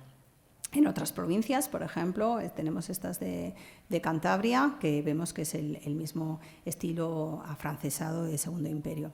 Hay otros eclecticismos, como las baragañas en Villaviciosa, ¿no? Villarrosario en Ribadesella, que son pues más recargadas, con una decoración más profusa y abigarrada en los muros, ¿no? Las baragañas, un poco de un revival gótico, es de 1902, por el indiano Antonio Fernández, y pues acentúa esa promiscuidad en las formas y en los adornos, muy exagerada, ¿no? Y el Villarrosario en Ribadesella, que es un ejemplo también muy cargado del arquitecto José Quesada Espulgas en 1914. Este indiano se estableció en Madrid de su regreso a Cuba, fue indiano en Cuba, la familia Quesada, y deciden veranear en el balneario de Santa Marina. Es interesante esto, el balneario de Santa Marina, no he traído más cosas porque es que es imposible contarlo todo, ¿no? Pero la marquesa de Argüelles compró unos terrenos en el Arenal cuando eran simplemente una playa, y entonces fue un poco la promotora de las primeras iniciativas de veraneantes, ¿no? Cuando estaba de moda lo de los baños de mar y los balnearios, y pues como ella era una persona muy conocida en Madrid, hizo unas casas para alquilar y empezó a traer a gente al Arenal, y fueron construyendo, algunos fueron simplemente gente acaudalada, y otros eran indianos, y nos ha dejado ese maravilloso paseo de la Arenal de Ribadesella, que tiene un montón de viviendas que son contemporáneas de estas, muchas promovidas por capitales indianos. Tenemos también Villa Rosario en Luarca, construida entre 1915 y 1919, que es una remodelación de una vivienda que había sido construida antes. El indiano, eso pasa en bastantes casos. También tenemos en la Concepción, en Llanes, que había una casa de indianos más sencilla, austera, seguramente ese modelo compacto y de tradición clasicista que estábamos hablando, y el indiano en un momento dado pues quiere darle una vuelta a su vivienda, y entonces pues se gasta en un proyecto como este, que es del arquitecto Julio Galán Carvajal, en darle un estilo más moderno y acorde con los estilos que se estaban manejando en ese momento, ¿no? Este sería un ejemplo de eclecticismo cosmopolista influenciado por una influencia de la secesión vienesa, ¿no? Con bastante pureza en las líneas y en los volúmenes, pero también bastante recargado. Tenemos algunos ejemplos de modernismo que no son muy frecuentes, como esta vivienda de Doña el chalet de Doña Socorro, que es de 1912, que luego ella incluso financió otra vivienda en la propia finca como regalo de bodas para su hija, ¿no? Que es la otra que tenemos ahí, o esta, la quinta. Bueno, vemos que por dentro exactamente igual estas viviendas se decoraban por dentro igual que por fuera, ¿no? Acorde con el estilo que se hubiera elegido para la vivienda, con estos espacios a doble altura, las rejerías, las pinturas. Esta otra, la Quinta de Alevia, de José Lizama, en 1910, en Peñamellera Baja, también modernista. Y luego pues tenemos varios ejemplos, bastantes ejemplos de regionalismos, ¿no? Que estaban bastante en auge. Entran un poco el regionalismo montañés, abanderado por Leonardo Rucabado, entra un poco por el oriente de Asturias, pero vamos a ver que se traslada hasta el occidente, ¿no? Elaboraron una teoría en contraposición con ese eclecticismo que estábamos viendo y el modernismo imperante, que estaba basado en el regeneracionismo y la introspección del pasado local, y son unos modelos residenciales inspirados un poco en la casona solariega y el palacio del siglo XVIII, y es un léxico estilístico pues elegido del pasado, ¿no? Vemos algunos ejemplos de Llanes, de Caravia, pero vemos que llega también hasta el occidente, ¿no? Como el Palacio Arias o Villamérica en Pravia, ¿no? Aparecen cuerpos adosados al volumen principal, con cubiertas a cuatro aguas, con torres, con buhardillones, corredores y miradores, todo el repertorio formal característico de las casas montañesas, que esto sedujo al emigrante, y entonces hay muchas casas que eligen este estilo. Y es una combinación también de alusiones nobiliarias, vinculada a la imagen esa de casonas solariegas, y además un poco esa coherencia del paisaje y la sociedad agraria. Yo creo que también son atractivos que encajaron bastante bien en el gusto indiano. Hay algunos ejemplos de modelos de inspiración vasca que sacaron de libros de modelos, o este en Llanes de la casa de Eduardo García Valverde, que es un caso muy gracioso porque el indiano veraneaba en Biarritz, en el País Vasco francés, y le gustó este tipo de arquitectura, y entonces contactó con un arquitecto francés y le pidió que le hiciera su vivienda, y le mandó los planos para que los construyera, y la propietaria, que desgraciadamente falleció, pues tenía guardados todas estas cartas que había tenido con el arquitecto francés, y por dentro está decorada también con todos los muebles de estilo francés, de estilo vasco. Tenemos algún ejemplo de regionalismo asturiano, como esta de los barquitos en Llanes, y hay algunos ejemplos de regionalismo español, ¿no? Como el Palacio Arias en Navia, del arquitecto Luis Menéndez Pidal, de 1925, para un emigrante a Puerto Rico, Luis Arias Martínez, que hemos comentado antes, que es una mansión espléndida, que está un poco inspirada en la época de los Austrias, ¿no? Y recurre un poco a esta mixtura imperante a principios del siglo XX, pues que tienen esa torre con esas cubiertas, influenciados un poco de la arquitectura herreriana, también traída de los Austrias. Es un edificio ecléctico, pero de ese estilo, ¿no? O Villa Mercedes, que teníamos ahí Villa Mercedes también en Navia, para Manuel López Pérez, emigrante a México y regresado a su lugar de nacimiento, ¿no? Que tiene muchas semejanzas con el Palacio Arias, o sea, quizá hay también un poco de copia, ¿no? Que hablábamos antes, repetición de los modelos. Y hay algunos pues, que hablábamos de influencia colonial, ¿no? Existen algunos ejemplos, no solamente ese que veíamos antes en Llanes, sino estos también en Valdés y en Villapedre. Lo que pasa que muchos de ellos pues, se encontraron con el problema de las cubiertas, la dificultad de las cubiertas planas, y muchas de ellas pues, han desaparecido por esto, ¿no? Tenían este sotabanco o remate colocado en la cornisa, antepecho, ¿no? Con balustrada, tenían logias o porches, muchas de ellas que luego se han tenido que cerrar. Y luego tenemos el racionalismo, ¿no? Que bueno, tuvo poca difusión en el panorama asturiano, quizá porque el racionalismo fue primero se vio parado por la guerra civil, pero luego también es una arquitectura más desarramentada, más sencilla, más austera, y eso quizá no cuadraba tanto con esta imagen de distinción, ¿no? Y de expresión que quiere el indiano. Entonces no son muchos los ejemplos que podemos encontrar. Ahí es interesante los de Joaquín Ortiz, que fue arquitecto municipal de Llanes entre 1924 y 1936, que se pueden encontrar en Llanes, ¿no? Y ya vamos a pasar rápidamente un poco por todos estos estilos que hemos ido viendo, cómo les dan forma en la arquitectura, ¿no? Entonces, en esta puesta en escena, en los exteriores, pues vamos a ver que añaden estos edificios en la práctica constructiva tradicional, pues estos elementos decorativos, pues en ventanas, un gran repertorio de elementos, ¿no? En el recercado de huecos, en las galerías, en los miradores, cada uno de ellos adaptado al diseño, al estilo que el indiano hubiera elegido para su vivienda, ¿no? Las galerías de muy diferentes formas, los porches, las logias, estamos viendo aquí algunas cerradas en un momento dado, como la de los Manjones a la derecha, que eran unas logias abiertas que las pusieron a norte, como se ponen en Cuba, pero claro, aquí rápidamente se empaparon y hubo que cerrarlas y se convirtieron en unas galerías al norte, muy, muy interesantes, ¿no? O los remates de cubierta que veíamos antes, con los casetones, las guardamalletas, cada uno adscrito al estilo de la casa que sea, ¿no? Las torres de diferentes formas, diferentes adornos. Las puertas, ¿no? Con las siglas del indiano, de la mujer del indiano, con toda esa profusión de elementos decorativos. La entrada, que es el elemento que primero se encuentra uno cuando se acerca a la arquitectura, ¿no? Y cómo la enriquecen con diferentes escaleras y balaustradas, con estos pórticos.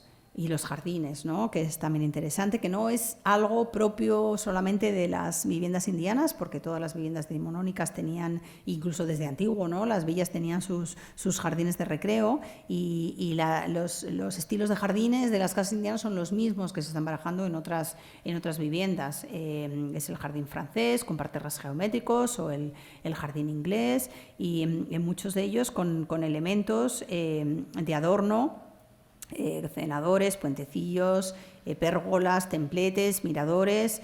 Podemos hablar también de un jardín como placentero, que es simplemente para estar, un jardín de estar, de disfrutar, y en muchas de las casas indianas nos encontramos también un jardín productivo. Tenían unas grandes fincas en las que también tenían ganado, plantaban y tenían cuadras asociadas para poder también mantenerse, ¿no? Y la palmera, ¿no? Elementos de especies foráneas en los que la palmera, bueno, pues parece que se ha impuesto como un elemento, un distintivo de las viviendas indianas, cuando en realidad hay otros jardines contemporáneos que también tienen palmeras como elemento exótico, ¿no? Lo que pasa que casi se ha emparentado con las casas de indianos, pero también podemos encontrar magnolios y cedros, pinos, castaños de Indias, prunos, tuyas, un montón de especies foráneas que quiere el indiano en sus jardines. Y los cierres, ¿no? Que veíamos antes, o sea, estas vallas que separan, pero que permiten ver siempre, ¿no? Esa fachada principal, aunque las vallas tengan rejería en las fachadas principales, los muros de cierre de las partes traseras, mucho menos ornamentados, también conviven con estos cerramientos de las viviendas.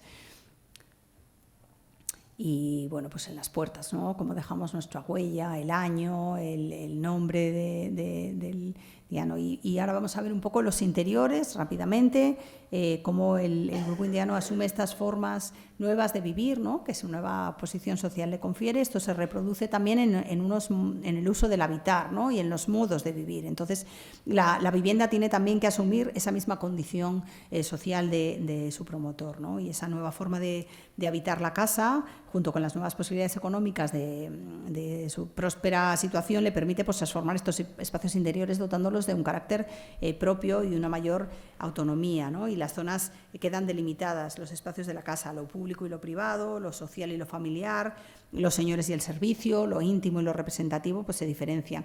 Todo ello muchas veces a través de esta escalera, ¿no? Que es la que reparte todas las distribuciones, es el elemento fundamental. Pero luego tenemos también esas zonas públicas que digo, el comedor, que es la estancia más importante de la casa, porque es en la que se recibe, en la que tiene el mobiliario más lujoso, con estos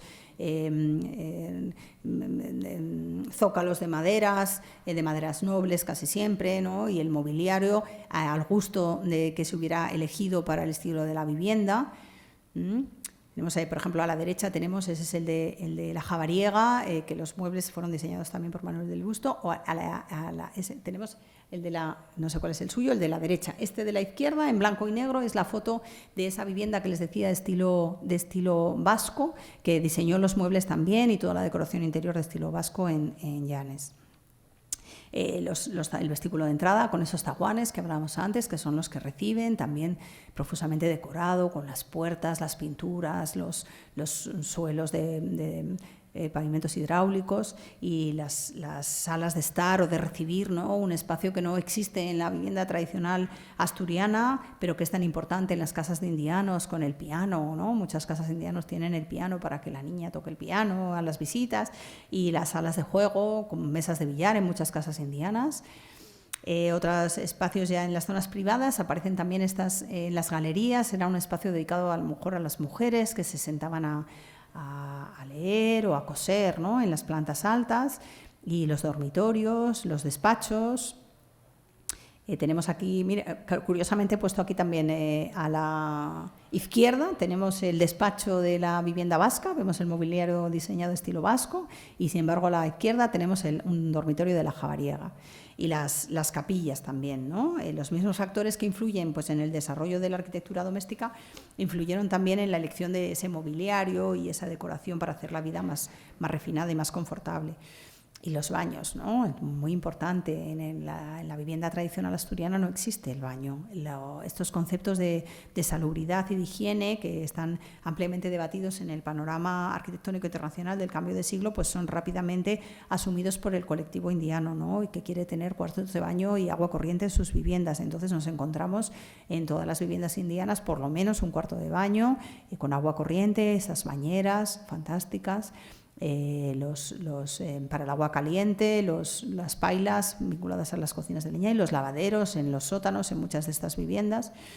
Y luego los interiores, ¿no? Los materiales, como el continente y el contenido pues es un proyecto común, y el ornamento en el interior también es un vehículo adjetivador, ¿no? Y se decoran pues con molduras, con pinturas, con zócalos, con cortinajes, el mobiliario, todas esas decoraciones interiores que manejan con total libertad al capricho del cliente o al gusto a lo mejor del constructor. Y bueno, para ir terminando, no sé si me estoy enrollando mucho, vamos a hablar un poco de las casas de indianos hoy, ¿no? Y de un poco una patología de una forma de vida, y vamos a ver cuál es la situación de estas viviendas hoy en día, que se ha visto afectada por multitud de factores de diversa índole, factores que han ido cambiando también desde la fecha de construcción hasta nuestros días. Y cabría preguntarse, ¿no? ¿Qué pasa? Que si estas casas pueden seguir llamándose casas de indianos cuando ya no quedan los indianos, ¿no? Y sin embargo para nosotros se han convertido en algo que ya tiene ese nombre, esa denominación, ¿no? Porque la denominación estaba estrechamente vinculada a los personajes que las promovieron, ¿no? Ese indiano que hemos visto que retornaba enriquecido y construye su vivienda para retirarse en su aldea natal, o que enviaba fondos para arreglar la casa familiar, ¿no? Y que se denomina como casa de indianos, y que se ha quedado ya como genérico, ¿no? El casas de indianos. Pero ¿qué ocurre cuando 80 o 100 años después pues ya no queda nada, ni del dinero americano, ni del indiano, ni en la mayor parte de los casos de la familia del indiano, ¿no? Y esa forma de vida hoy desaparecida, pues con la desaparición de esa forma de vida también comienza el padecimiento y la desaparición de estas casas en muchos casos, ¿no? Entonces, a mí me gusta asemejarlas un poco a como si fueran un elemento vivo, ¿no? Y esas casas permanecen en el territorio como un testimonio construido de una forma de vida, pero Hoy en día ya no encontramos ninguna que tenga pues lo que tenía la casa del indiano, ¿no? Porque el indiano tenía servicio, tenía chofer, tenía jardinero, tenía unos espacios, eso ya hoy en día afortunadamente ya no existe. También era el que tenía cuarto de baño, el único que tenía coche. Entonces, bueno, pues la media española ha mejorado mucho, afortunadamente, y hoy esas diferencias sociales pues se han reducido y ya no se ven tanto, ¿no? Pero la casa indiana, con esos tamaños tan grandes, pues se encuentra en una situación en muchos casos un poco desalentadora, ¿no? Porque son unas casas muy difíciles de mantener y entonces su estado de conservación y su futuro pues es lamentable en muchos casos que vamos a ir viendo, ¿no?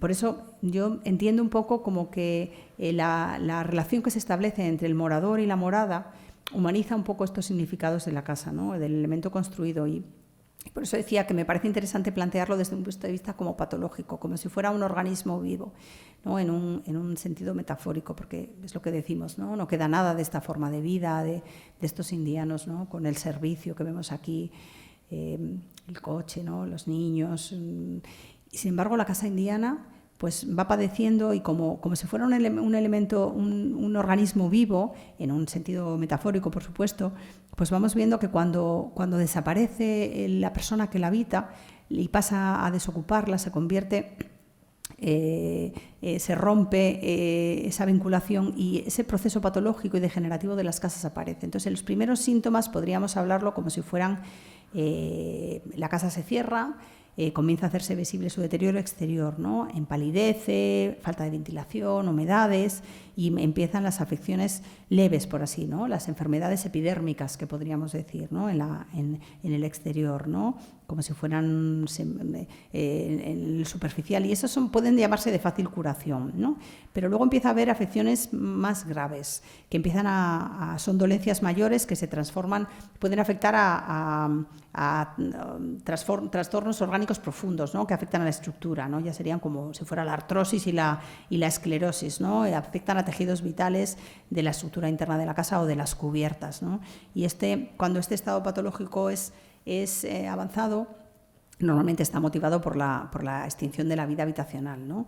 Y entonces puede desembocar en una auténtica destrucción, ¿no? Esto es Villa Excelsior por dentro, estas viviendas, ¿no? que ya tienen un diagnóstico pues grave o muy grave o en peligro de muerte, ¿no? Porque ya, aunque se tomen medidas terapéuticas urgentes, pues al final muchas de ellas nos las encontramos en ruinas, como tantas que vemos por nuestro panorama. Y en algunos casos pues hay intervenciones, ¿no? En algunas de ellas, pues algunas han sufrido traumatismos por agregaciones de cuerpos extraños. Esta, por ejemplo, es una intervención, bajo mi punto de vista, muy, muy buena, muy acertada. La convirtieron en sede de las oficinas de la Seguridad Social, le añadieron un ascensor, pero el ascensor está muy, muy bien integrado, siendo un elemento moderno y ajeno a la arquitectura de la vivienda, ¿no? Pero en otros casos, pues vemos que los añadidos y esas justaposiciones, pues verdaderamente no tienen nada que ver con lo que era la casa de indianos y no respetan para nada, ¿no? Rompen la galería en este caso, ¿no? O el colegio de las monjas de la Divina Pastora, que construyen detrás un edificio de ladrillo absolutamente ajeno a la vivienda y además pues dejan las monjas que se deteriore la casa de indianos, la abandonan y llega al estado de ruina en que se encuentra hoy en día, ¿no? Pues en este caso, por lo menos, el restaurante, pues al final intenta que la intervención pues no moleste a la casa, ¿no?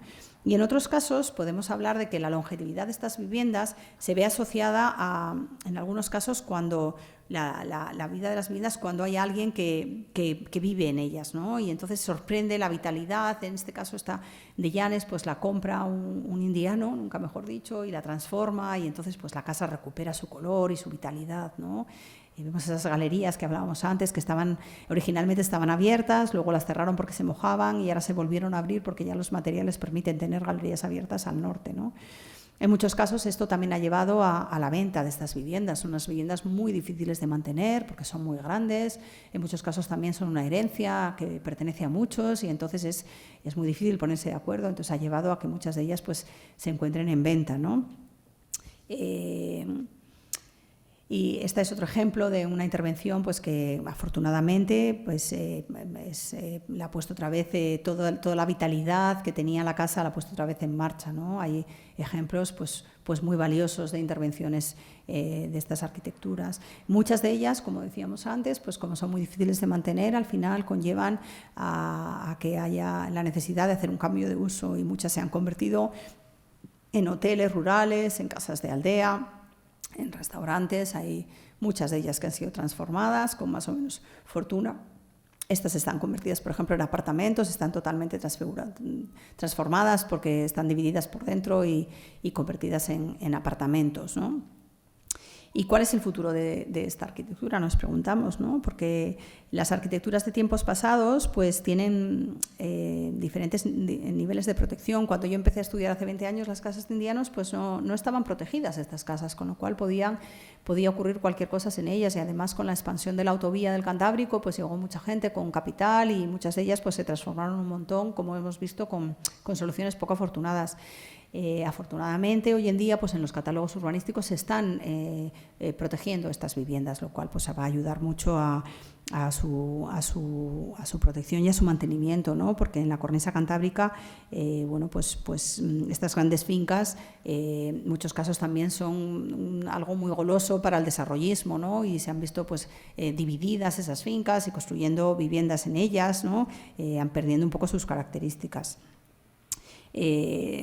Claramente las necesidades de conservación y mejora del hábitat en todos los sentidos pues irán exigiendo y exigen obras de restauración, de reestructuración, de consolidación y de rehabilitación de estas casas, ¿no? Y esto pues también tiene que suponer un considerable estímulo para el desarrollo de las prácticas de rehabilitación y reforma, pues, pero claro, siempre con un adecuado control, ¿no? Y yo creo que en este sentido pues todas las partes públicas y privadas tienen que tener en cuenta estas cuestiones, ¿no? Y además, bueno, hay diferentes grados de interés, ¿no? Pero en algunos de ellos pues son su condición de espacios construidos dentro del hábitat rural, pues tienen realmente un singular interés paisajístico. Yo no sé si esto se repite en otros países del mundo, pero vamos, no me quiero imaginar si los americanos o los franceses tuvieran estas casas indianas, serían conocidas en el mundo entero. Yo en una época intenté hacer una especie de federación de municipios indianos que tienen los catalanes, tienen hecha una, y yo intenté con Miguel Ángel Aramburu de la Universidad de Cantabria hacer una que cogiera pues Asturias y Cantabria y hacer una federación de municipios y bueno, pues intentar a lo mejor que se hiciera pues como visitas, ¿no? Igual que se visitan las bodegas de La Rioja, pues visitar las casas de indianos, ¿no? ¿Por qué no? Además se puede ir alojando en casas de indianos, comiendo en casas de indianos, visitando las casas de indianos. Y bueno, pues desafortunadamente, como las cuestiones políticas siempre se meten, pues eso no salió adelante, y es una pena porque sí que creo que son algo muy singular y que tienen un valor en nuestro territorio muy, muy importante. Entonces, bueno, yo creo que es importante mantener estas casas de indianos dentro de nuestro paisaje cantábrico, con cada una con su estilo y su propio carácter, ¿no? Que manifiestan afirma la época y un lenguaje, ¿no? Y que lo nacional y lo importado y lo vernáculo y lo exótico pues hablen simultáneamente de la historia de un pueblo, ¿no? Cada uno con su forma de expresión y conviviendo juntos. Y bueno, pues espero que esta charla les haya servido para entender y conocer mejor esta parte del patrimonio edificado que nos pertenece a todos, ¿no? Y que es característica del norte de España, que, como he dicho, pues deja un testimonio de una época y de un tipo de vida muy particular, del que yo creo que todos somos herederos, ¿no? En mayor o menor medida, y espero que sepamos cuidarlo y respetarlo y mantenerlo como esa herencia arquitectónica que nos pertenece a todos. Muchas gracias.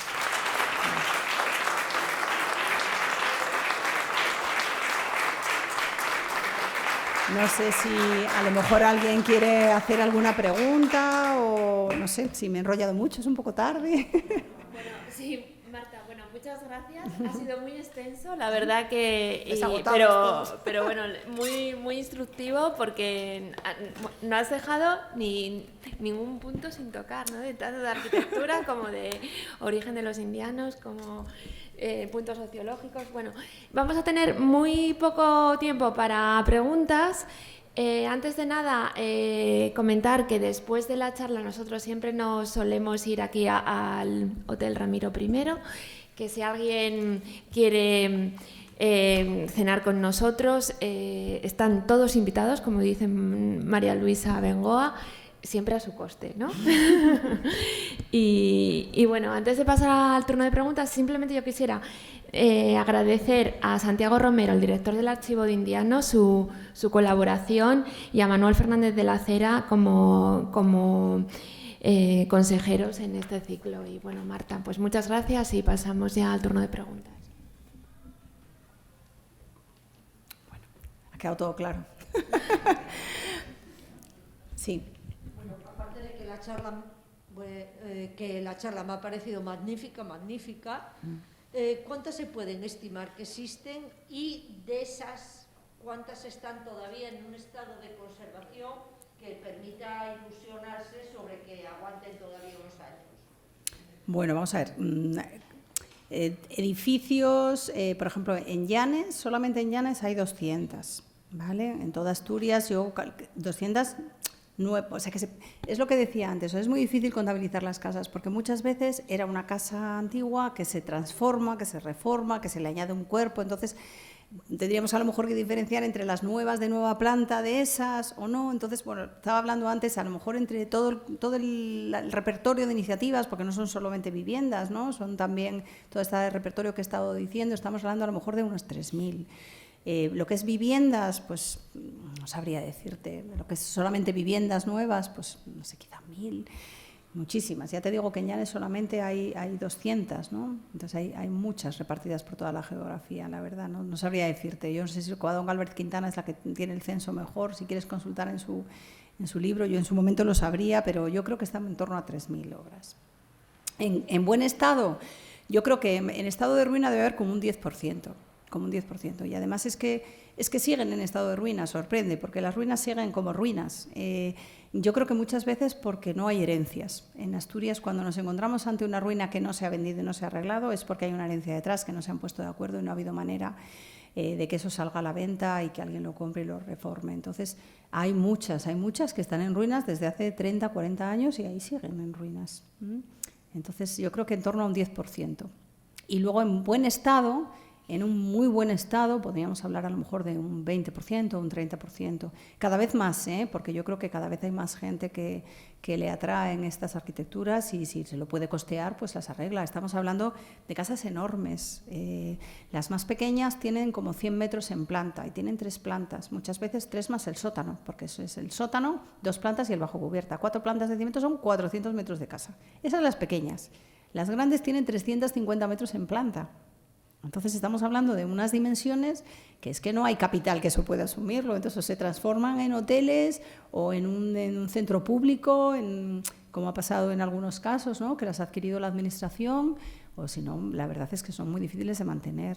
Entonces, bueno, pues es una pena, pero yo creo que habría que hacer un esfuerzo entre todos, la verdad, porque es lo que digo, es un patrimonio que nos pertenece a todos, es algo muy singular, el que convivan en una aldea chiquitita como Porrúa, que me parece que hay 12 casas de indianos, ¿no? Esa que os decía Purón, que es una auténtica aldea, que hay que llegar por una carretera que es que no se cruzan 2 coches, hay 7 casas de indianos, más las escuelas, más la iglesia.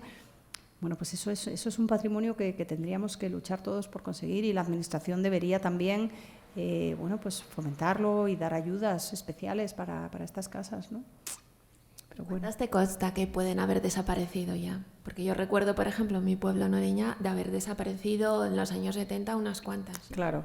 Bueno, no tengo ni idea de cuántas pueden haber desaparecido. Yo en Llanes he visto demolidas, por ejemplo, 2 o 3. Demolidas completamente. Por la especulación, por la promoción, ¿no? Para tirarla y aprovechar la finca. Hay que entender que también son casas que tienen unas fincas muy grandes que han quedado dentro de los núcleos urbanos o de los núcleos rurales, entonces claro, son muy golosas. En Llanes, por ejemplo, hay algunas en el centro de Llanes que tenían unas fincas maravillosas que ahora están totalmente rodeadas y estrujadas por edificios de viviendas a su alrededor, ¿no? Perdón, las últimas, la guerra civil supuso el fin de construcción. Sí. Hay casas que se han construido después de la guerra, pero desde luego las remesas de dinero y la vuelta de los indianos se redujo muchísimo. Entonces sí, podríamos hablar de un parón importante con la guerra. Sí. Marta, enhorabuena por tu conferencia, me pareció espléndida. Voy a preguntar si en algunos de estos edificios había ascensor.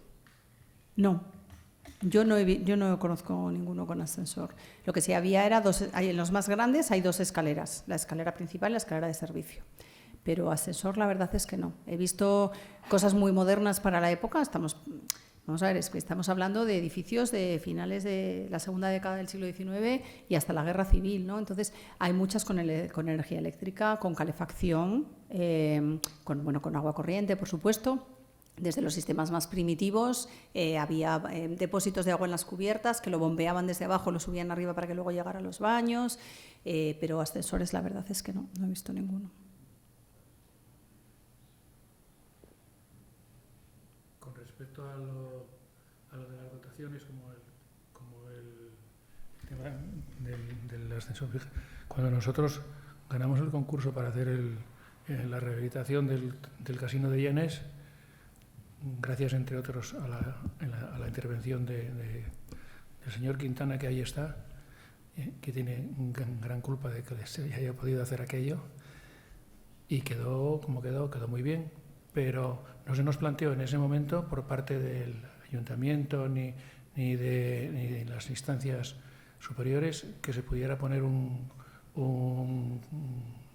ascensor en el edificio del Casino de Llanes, que seguramente no se podía, pero es que ni se planteaba. Y es difícil. En el caso de Llanes seguramente hubiera sido un deterioro, por lo menos desde el punto de vista de vista, no desde el punto de vista solamente funcionar. No es fácil encajar esas cosas en esta arquitectura. Yo quería hacer un comentario sobre, que la conferencia ha sido interesantísima. ¿Se oye muy bajo? No. A ver, voy a acercar más el micrófono para que se me oiga mejor. Que decía que la conferencia me ha parecido interesantísima, muy completa y que ha abordado mucho más de lo que podíamos esperar de la conferencia. Realmente ha sido una lección sobre el tema. Ahora bien, me pareció muy interesante que hablases del presente y que hablases del futuro. Entonces, dentro de las obras de los indianos, nos has hablado de la arquitectura, sus distintas manifestaciones, y ha habido una pregunta anterior que ha preguntado muy acertadamente sobre cuándo se interrumpió este fenómeno, ¿no? Pero yo trataría de que nos pusiéramos el acento en las posibilidades que ofrecen los indianos que todavía quieren mantener una relación con Asturias. Y concretamente, en una de las últimas conferencias que ha organizado Tribuna Ciudadana, algún empresario mexicano se manifestó en el sentido de que hoy en día en México hay una situación de seguridad y de incertidumbre bastante grande, y algunos de ellos están pensando en cómo invertir en Asturias y qué podrían hacer en Asturias. Y están buscando vínculos o vehículos de comunicación y entendimiento a través de la administración, etc. Entonces, claro, toda esta labor de los indianos era una labor de carácter particular, individual, personal. Cuando se ha interrumpido la línea sucesoria, etcétera, como bien has apuntado, esto está abocado a su desaparición. Entonces, aunque ya tú citaste en tu exposición que los vínculos con la política muchas veces esto estropea y desarregla intenciones, propuestas de los particulares, ¿tú crees que hay alguna posibilidad de que estos indianos actuales tuvieran alguna vía de influir en conservar, mantener, mejorar, no ya solo la arquitectura, sino sus relaciones con Asturias, que no se desaparecieran del todo? Ese tema, por ejemplo, que me parece bastante sencillo y que no he terminado de entender nunca por qué no salió adelante, de hacer una especie de federación de municipios indianos que sirviera un poco para promocionar esta arquitectura, que valiera para dar un hilo de comunicación entre ellas, ¿no? Que que a lo mejor se conozca pues esas intervenciones que hay. Es que hay muchas cosas. Hay sitios que se llaman el Fogón del Indiano, hay restaurantes que están en casas de indianos, hay muchísimos hoteles que están también. Entonces, igual que hace la gente el Camino de Santiago, yo lo que planteé cuando hice aquello, dije, vamos a ver, ¿por qué no se puede hacer la ruta de los indianos? ¿Por qué no puedes entrar por Colombres y vas andando y vas recorriendo casas de indianos? Es que solamente eso a lo mejor ayudaría a que los propios propietarios de las viviendas pues las pusieran en valor, a lo mejor si las enseñaran, pues eso les podría dar también un beneficio económico, ¿no? Y a lo mejor, bueno, pues a lo mejor simplemente estos promotores emigrantes que vienen con ganas de hacer algo, si fomentaran algo de ese tipo, yo creo que en el momento en el que eso se conociera, al final es todo como una especie de cadena. Entonces, si tú lo pones en manifiesto, pues las bodegas antes eran una cosa que se vendía vino, pero nadie las visitaba. Y hoy en día el auge que hay de visitar bodegas ha hecho que se arreglen las bodegas, que haya edificios de bodegas, que la gente visite las bodegas, que haya unos hoteles vinculados con las bodegas. Entonces, bueno, a lo mejor en ese sentido, porque además podría ser, no solamente, también podría ser el visitar fábricas financiadas con dinero, fábricas como la que decíais antes del gaitero, o otro tipo de actividades económicas que hayan estado vinculadas con capital indiano desde hace 100 años, ¿no? A mí me interesaría que me contaran, si fuera a visitar Francia, pues que hay unas casas que hicieron unos señores y esos señores además promovieron esta y otra y este negocio, y puedes visitar esos negocios, ¿no? Y si lo haces cuando vas a otros sitios, ¿por qué no lo vas a hacer aquí?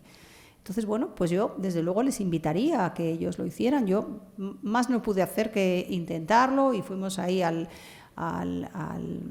la Quinta Guadalupe a reunirnos y bueno, pues fue un poco, al final fue el propio archivo no nos ayudó y lo tuvimos que hacer en la Universidad de Cantabria, en comillas. Y bueno, cuando parecía, no sé si reunía 25 concejos de Asturias, y fueron ahí sus representantes y sus alcaldes. Me pasé por todos los concejos que tenían promociones indianas importantes, me pasé y les vi a todos, les visité, les convencí. Cuando nos reunimos allí, al final fue tan tonto como que el Ayuntamiento de Santander estaba promocionando la World Cup, no sé cuantitos, y dijo allí la representante de Turismo de Santander, bueno, es que igual lo que tenemos que hacer es sentarnos cada uno y proponer nuestras ideas y entonces luego volver a reunirnos.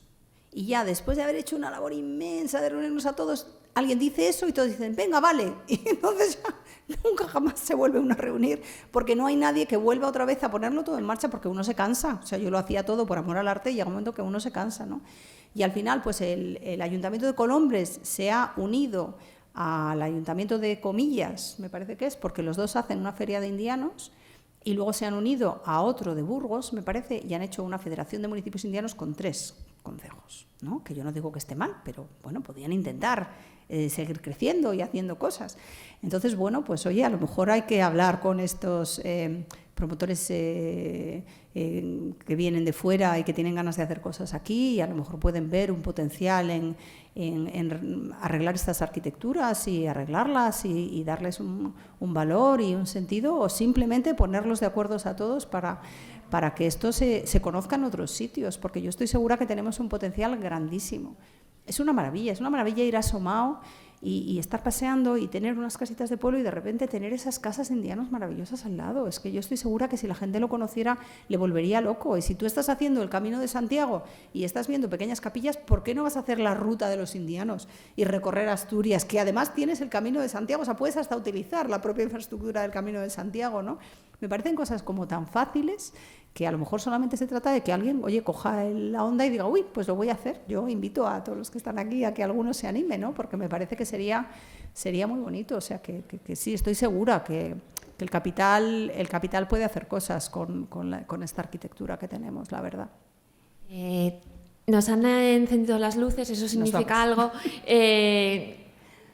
Había por ahí alguna pregunta, pero no sé si la podéis hacer después. Aquí. Sí, para rogar muy encarecidamente que las preguntas sean preguntas muy cortitas, porque si no nos vamos a quedar con una pregunta. Las Bueno, brevísimamente. Marta, muchísimas felicidades por la presentación. Pensé que no podía aprender más de esto, pero hoy me demostró que estaba equivocado. La arquitectura de los indianos también es símbolo de relaciones sociales que había en América que son muy problemáticas. Creo que el futuro de las casas también tendría que contemplar ese distanciamiento, que decías tú, qué bueno que ya no hay esa servidumbre, qué bueno que ya… Y ese distanciamiento sería muy sano para Asturias también reflejar, por ejemplo, en Colombres y en otros lugares, la comprensión que tenemos en este momento de ese pasado colonial, de lo que implicaba que Texcoco se vendiera a un inmigrante y que eso fuera justo antes de la Revolución Mexicana. Ese distanciamiento creo que sería también muy sano en el futuro y lo permitiría más estable, ¿no?, para las casas de indianos. Una idea desde… Muy bien, muchas gracias. No, ya no podemos, Alfonso. Bueno, lo siento, Ángel. Bueno, pues muchas gracias, lo dejamos aquí. Gracias a todos y gracias a Marta.